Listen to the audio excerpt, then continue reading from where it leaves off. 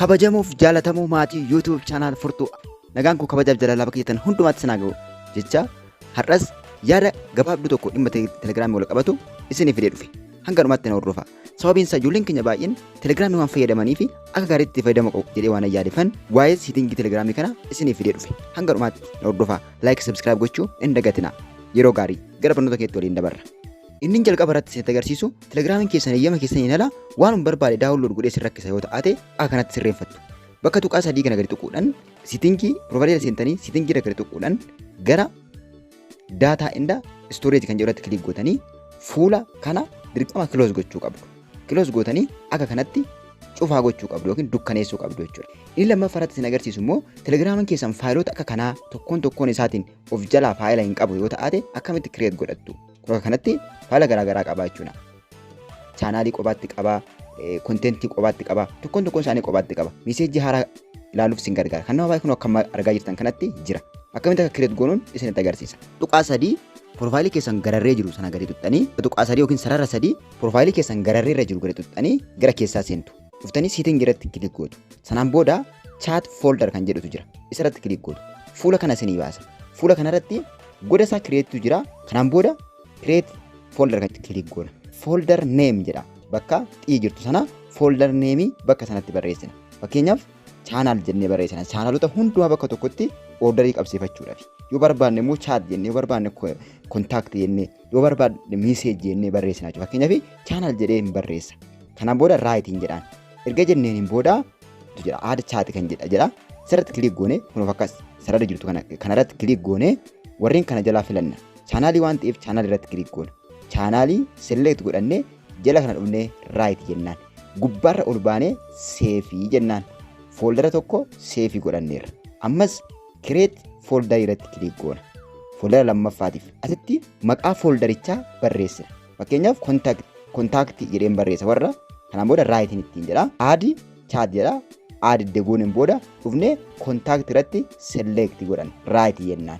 Contact dhufnee save jennaani faayila lama goone amma immoo faayila sadaffaa uumuudhaaf create folder jennaan.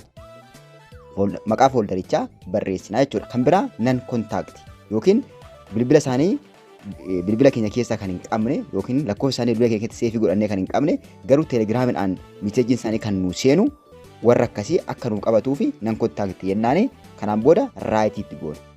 Ammas dhufnee add chat kan jedhu kanatti kilik goone add chat irratti kilik goone azala nan contact lammaffaarra jira select godhannee gadi dhufnee kana right jennaan. Ammas gubbaarra baanee bakka xiyyirtu kana save jennaan. Amma foldera sadii goone ammas itti dabalu yoo barbaanne dhufneetuma create folder jennaan. Waan biraa waan goonuu qaba. Create folder jettaniini maqaa folderichaa barreessitu. Maqaa folderichaa barreessitu. Unread jedhee barreessa. Jettaniini iddoo kana dhuftanii unread message jettanii kaatanii unread message yookiin message hin dubbisne right itti goona. Kanaan booda foldera dhufnee add folder kan jedhu kana click goone fakkeenyaaf message haa ta'u iyyuu malee message ta'ee foldera kamiin jalaa iyyuu nuuf haa galu kontaaktii nuti qabnu kan nuti hin qabne kan fedhe haa ta'u hunduma isaanii keessa hammata waan ta'eef select goone gara duubatti deebina. Hunduma isaanii select goone gara duubaa deebinaa jechuudha. Tarii kontaaktii kan bilbila keenya keessaa hin qabne bilbila keenya keessaa nuti lakkoofsaa hin qabne yookiin immoo giruuppiin yookiin chaanaaliin kamiyyuu haa ta'u miseejiin dubbifamne bakka tokkotti kan nu sassaabuuf hunda isaanii select godhannee gara duubaa deebina. Akka kanatti select goone. Kanaan booda gubbaa xunnee bakka mallattoon seefiin jirtu sana gadi xunnee seefii goonaa jechuudha. Sababiin isaa miseejiin dubbifamne jechuudha. Hin dubbanne yookiin hin dubbifanne jechuudha kan nuti otoo hin dubbisiin jiru. Kanaan booda ammas create folder jennaani maqaa folderichaa barreessina. Isinii gala jedhee tayyaadha. Keenyaaf amma chat jennaan. Chat jechuun namoota chatii wajjin haasofne yookiin meseejii walii barreessine namoota akka sanaa kan inni nuuf fiduuf edda right itti gooneen booda add chat kan jedhu kana dhufne contact ta'uu danda'a, nan contact ta'uu danda'a.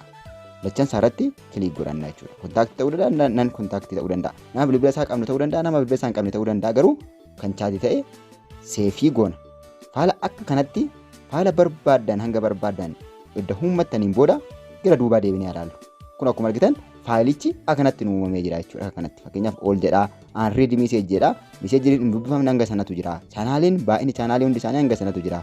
Kontaaktiin bilbila keessaa ni qabu akka sanatu jira. Kan ani bilbila keessaa hin qabne hanga kanatu jira. Message hin dubbifamne hanga kanatu jira. Chaatiin namoota wajjin haasa'an kana tokko isaarratti kilik gaafan godhu hunduma isaanii naa baasa. Fakkeenyaaf chaatii irratti gaafan kilik godhu namoota wajjin haasa'e hunduma isaanii kanatti naa baasa jechuudha. Kanaaf salphaatti message telegiraamii irratti isin galu akka gaariitti arrange godhachuuf akka isin gargaaruuf foldera telegiraam chaanaalii keessanii kanatti ulfadhaan isin jedha. Waan gaafii qabdan koomentii irratti barreessaa. Asumaan like, subscribe, share waliif gochuu hin dagatinaa. Nagaan naa tura. Viidiyoo biraatiin wal agarra. Yeroo biraatti immoo viidiyoo baay'ee gaarii yaade baay'ee kan isin fayyaduun isin qabadhee naa dhufa. Nagaan naa tura. Yeroo gaarii.